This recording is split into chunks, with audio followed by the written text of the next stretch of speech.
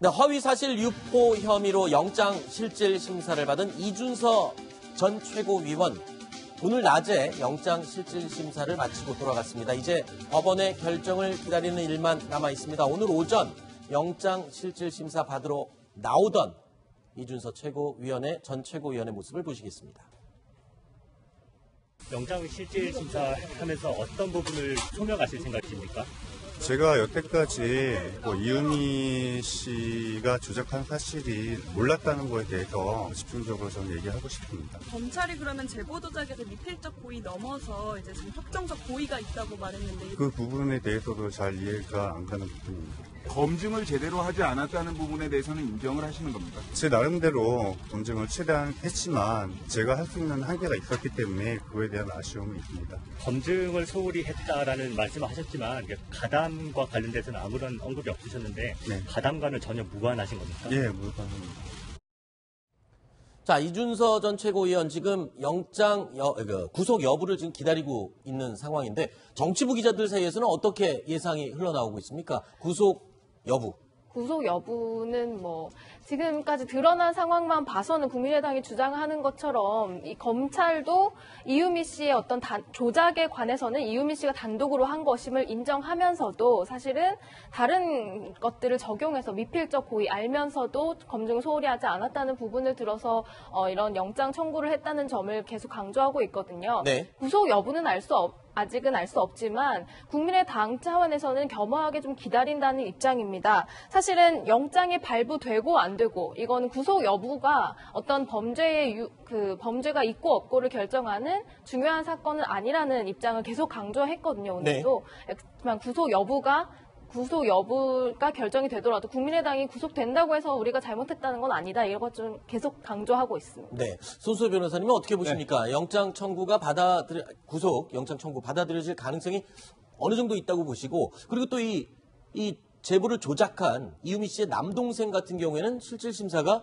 단 17분 만에 끝났다고 해요. 이건 네. 어떤 의미가 있습니까? 자백한 경우에는 5분도 안 걸리는 경우도 있습니다. 그래요. 네. 그리고 또한 여기 남동생 같은 경우에 이미 다 자백을 했고, 또 그 다음에 구속 사유가 존재하지 않는다. 증거를 인멸할 그런 우려가 없고 또 도주할 우려도 없다라는 주장만 했을 겁니다. 따라서 이제 그 영장 실질심사에 소요된 시간이 짧았던 것으로 보이고요. 또 이준서 전 최고위원 같은 경우에도 그렇게 오래 걸린 건 아닙니다. 이 정도면. 그리고요. 또 하나 구속영장 발부 가능성이 상당히 있어 보이는데요. 이게 왜냐하면 물론 조금 전에 김 기자님 말씀하신 대로 제보 조작을 한 건 아닙니다. 검찰도 제보를 같이 조작한 건 아니다라고 보았는데요. 하지만 그렇다더라도 이게 조작되었다는 걸 알면서 공개되도록 했다면은 당연히 허위사실 유포죄가 성립할 수 있기 때문에 일단 범죄 사실의 소명 가능성이 있고요. 또 하나 검찰에서 아주 회심의 카드를 하나 준비한 게 있습니다. 이게 뭐냐면요. 이준서 전 최고위원이 첫 번째로 당에서 이제 폭로 기자회견을 할 때까지는 적어도 몰랐을 수 있다. 네. 하지만 그 다음에 이유미 씨로부터 사실은 조작된 것이다라는 취지의 이야기를 전해 들었고, 이게 5월 8일 정도였죠. 그렇습니다. 그런데도 당에다가 보고하지 않고 당에서 두 번째 기자회견 등 후속 조치를 하도록 그대로 놔뒀거든요. 네. 게다가 그렇게 할 수 있도록 여러 가지 준비까지 했다고 합니다. 그렇다고 한다면은 이거는 적어도 미필적 고의, 그리고 검찰 말에 따르면 미필적 고의가 아니라 확정적 고의. 확정적 고의는 이게 조작된 거를 알면서 유포했다는 것이거든요. 네. 그렇다고 한다면은 검찰 논리에 따르면은 영장이 발부될 가능성이 매우 높은 것이고요. 네. 과연 이준서 전 최고위원 그리고 그 변호인들이 어떻게 방어했을지 저도 굉장히 궁금합니다. 일단은 이준서 전 최고위원의 구속영장 이 발부 여부에 따라서요. 국민의당은 그야말로 천당과 지옥을 가게 되는 그런 기로에 서 있습니다. 그런데 일단 영장 청구가 될 가능성이 높다고 손수호 변호사는 예측을 하셨는데, 만약에 기각될 경우에는 국민의당은 추미애 대표를 향한 엄청난 공세에 나설 것은 불보듯 뻔한 사실인 것 같습니다. 교수님. 네, 당연히 이제 앞으로 한 5시간 전후 정도 네. 있으면 아마 그 영장 실질심사 결과가 나오게 될 텐데 구속 여부가 결정되겠죠. 그런데 아마 기각이 될 경우를 먼저 상정해 본다면 네. 아마 국민의당은 이걸 계기로 해서 아마 추미애 대표를 비롯한 민주당에 대해서 아마 엄청난 공세를, 그렇죠. 자신들이 정당했다는, 사실은 정당한 건 아니잖아요. 네. 분명히 조작한 건 확실한 사실이기 때문에. 네. 근데 이제 당 차원의 개입이 있었는지 여부를 가늠하는 문제이기 때문에 아마 기각을 가정했을 경우에는 상당한 아마 역공세를 취할 수 있고 네. 그러나 이것이 만약에 그 영장이 발부된다고 했을 때는 오히려 그 반대로 네. 국민의당은 상당히 더 궁지에 몰리게 되는 그런 상황이 올 수가 있는 정도로 사실 뭐 범죄 사실은 그 후에 재판을 구속되든 안 되든 간에 네. 재판을 통해서 판단이 되겠지만은 네. 이 사실 자체 구속 여부 자체가 갖는 정치적 의미는 대단히 큰 것이죠. 네. 기각 여부에 따라서 양당의 입장이 확연하게 아마 좀 갈릴 수도 있다 이렇게. 네.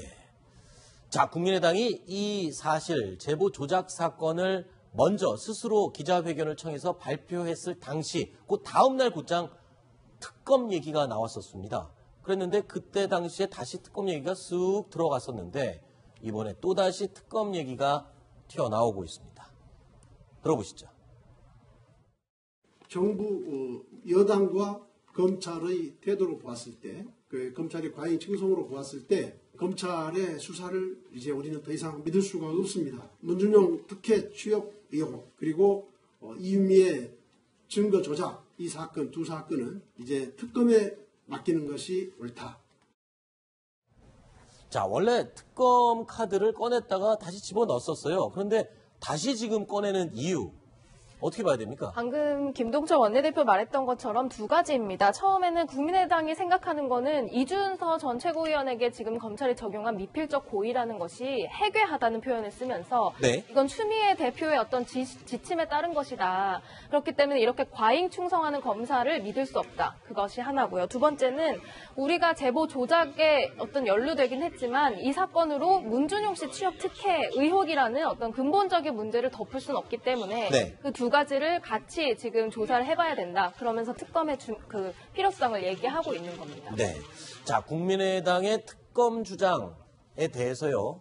자유한국당 그리고 바른정당도 힘을 보태고 있습니다. 혹시 이것 때문에 특검을 다시 주장하고 있는 건 아닌지 생각도 드는데요. 먼저 들어보시죠.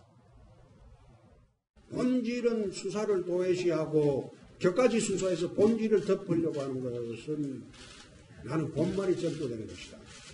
또 검찰이 정권 초기에 과잉 충성 수사를 한다는 그런 오해가 있습니다. 이 두 사건은 동전의 양면과 같은 것이고 중립적인 특검에 맡겨서 수사를 하고 결론을 내야만 국민들이나 관계자들이 납득할 수 있을 것이라고 생각합니다.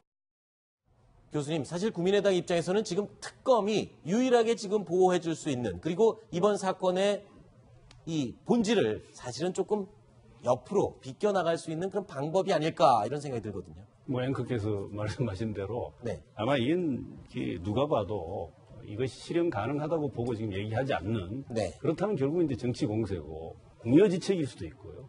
이 부분에 대해서는 국민의당 내부에서도 이미 초창기에 이건 뭐 적절하지 않다, 물타기라는 오해를 받을 수 있다 이런 그 지적이 있었지 않습니까? 네. 근데 지금 이 문제는 사실은 본질적으로 이 분명해진 부분에 대한 사건 수사를 하고 네. 그리고 나서 검찰은 아마 이 부분에 대해서도 고소 고발이 된 부분을 그냥 넘어갈 수는 없을 거예요. 네. 추후에 하면 되는 거예요. 그렇죠. 근데 지금 이 시기에 사실은 뭐 야당이 특히 국민의당이 직접적으로 이 문제를 들고 나온 의도는 뻔한 것 아니겠습니까? 네. 실현 가능성이라기보다는 이 부분을 부각시켜서 어느 정도 이걸 희석시키고 중화를 시켜보겠다는 그런 정치적 의도가 엿보인다고 볼 수가 있고요. 근데 또 야당 주장을요.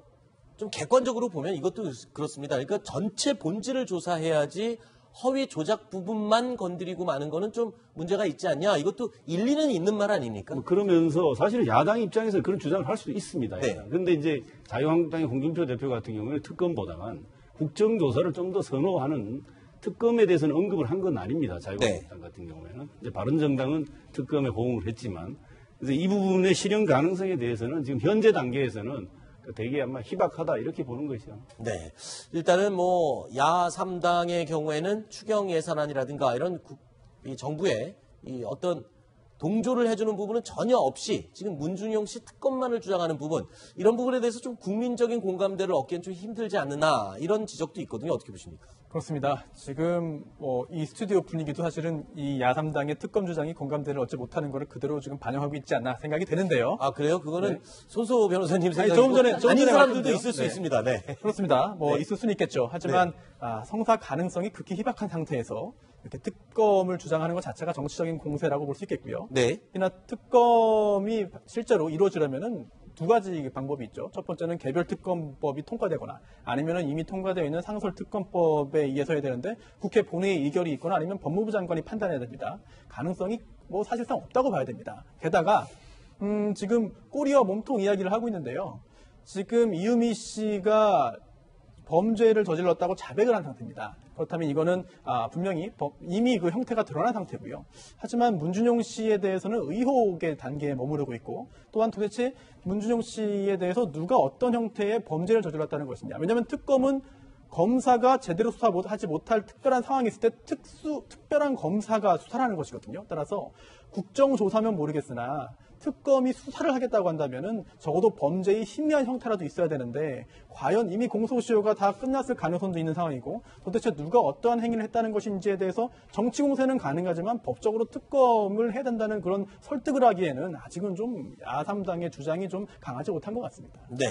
자, 이렇게 정치권이 어수선한 가운데 특히 국민의당 입장이 아주 난처해진 가운데 안철수 전 대표는 뭘 하고 있을까요? 아직까지 계속 침묵을 지키고 있습니다. 그런데 강원도의 한 유명 생선찜집의 모습을 드러냈다고요, 김민지 기자? 네, 한 인터넷 게시판에 어떤 그 네티즌이 올린 글인데요. 지금 사진이 공개되고 있는데 음식점에서 안철수 전 대표로 당시에는 추정됐던 인물이 코를 풀고 있는 듯한 모습이 이제 사진이 공개가 됐습니다. 추정입니까? 안철수 전 대표입니까? 네티즌들이 검증을 해서 밝혀냈습니다. 네. 손에 있는 그 찬 헬스밴드하고 뭐 팔에 있는 점 등을 해서 이제 안철수 대표가 맞다 이렇게 네. 이제 네티즌들이 검증을 했는데요. 안철수 전 대표 측 관계자는 이제 뭐 그 당일치기로 속초를 다녀온 것이 맞고 사람들은 뭐 이 와중에 여행을 가냐 이렇게 뭐 비난을 하기도 하지만 여행이 아니라 지인을 만나러 가서 밥을 먹은 것이다 이렇게 설명을 했습니다. 네. 글쎄요. 지금 지인을 만나러 간 거는 뭐 맞다 치더라도 지금 상황이 워낙 국민의당이 안 좋은 데다가 안철수 전 대표가 과연 어떤 입장을 밝힐지 모두가 안철수 전 대표의 입을 바라보고 있는 상황에서 과연 저렇게 개인적인 일정을 소화하는 것 이게 지금 타당하냐 이런 또 비판도 있어요. 교수님 어떻게 보십니까? 예, 이 참 뭐 개인이 얼마든지 뭐 무슨 어디로 가는 그렇죠. 그건 뭐 자유죠. 그러나 이제 안철수 그 전 대표는 지금 그 국민의당을 창업했다고 본인 입으로 얘기했을 정도로 지금 국민의당의 사실 창업주지 않습니까? 네. 본인의 말에 따르면 그럼 그 당이 지금 아마 거의 풍비박산 날 지경에 있지 않습니까? 지지율이 심지어 어떤 조사에서는 지금 뭐 호남에서도 예. 자유한국당에 미치는 조사도 나왔습니다. KSY 조사 결과를 보면 이런 정도이고 지금 자기가 가장 사실은 그 공들여서 영입했던 이준석 전 최고위원이라든가 죄자인 이유미 씨는 구속돼 있고 또 탈당 사태가 속출하고 있고 이런 정도의 상황에서 이렇게 하는 그 모습이 굉장히 한가롭게 보이고 네. 정말 오해를 사기에 충분한 그런 모습이지 않습니까? 네. 더군다나 때를 놓쳤다고 말하지만 네. 본인이 이 문제가 발생했을 때 이미 조작은 분명했고 본인은 아마 안철수 전 대표가 뭐 조작에 개입했을 일은 없겠죠. 그러나 자기를 위해서 한 것이고 보통 관계의 사람이 한 게 아니라면 벌써 오늘 그 전당대회 출마를 선언한 정동영 네. 의원도 얘기했듯이 천년 됐다 그러지 않습니까? 때를 놓쳤다는 얘기죠. 그러나 제가 보기엔 늦었다고 할 때 가장 빠른 때입니다. 네. 본인이 이 부분에 대해서 국민들에게 사죄를 하고 정치적 무한 책임을 지겠다라고 하는 입장을 밝힐 것을 네. 언론도 그렇고 많은 국민과 국민의당 내부에서조차 얘기하고 있는데도 한가로운 모습인 것처럼 비치는 이런 행보가 네. 더 많은 사람들로 하여금 더 비판과 분노를 자아내고 있다 이런 생각입니다. 네. 자, 국민의당이 지금 난파선의 입장이 될지 사람들의 관심이 집중되고 있습니다. 지금 탈당 움직임도 만만치가 않은 것 같습니다. 특히 강현재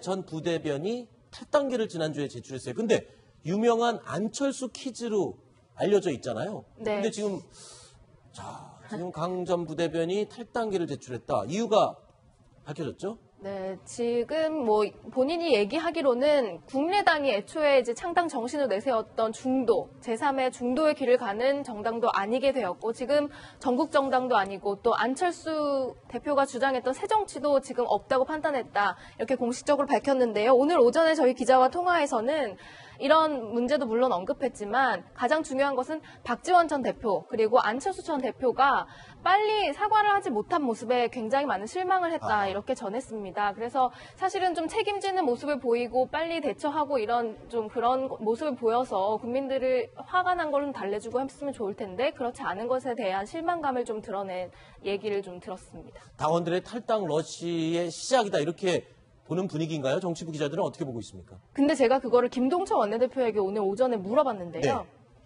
탈당 움직임이 정말로 막 일어나고 있냐. 어제는 전북 도당 부위원장도 탈당했다는 소식이 들려왔거든요. 그래서 이런 움직임들이 정말 가속화돼서 국민의당 탈당 움직임이 이어지는 거 아닙니까? 했더니 발끈하더라고요. 오히려 이유미 씨 제보 조작 사건 이후로 김동철 원내대표의 주장입니다. 4, 5만 명의 당원이 늘었다. 이렇게 오히려 주장을 하더라고요. 그거는 제가 아직 검증은 해보지 못했는데. 그거는 어떤 논리입니까? 그 제보 조작 사건 때문에 당원이 늘었다는 거는 네, 그렇게 이해가 안 되는 논리인 것 같아요. 그렇게 주장을 했고 또 오늘 보도자료를 인천시도당에서 냈는데요. 뭐 40여 명의 집단으로 다시 입당했다. 뭐 이런 것들을 보면서 네. 탈당 움직임을 좀 애초에 좀 차단하려는 네. 거 아니냐 이런 얘기도 나오고 있습니다. 알겠습니다.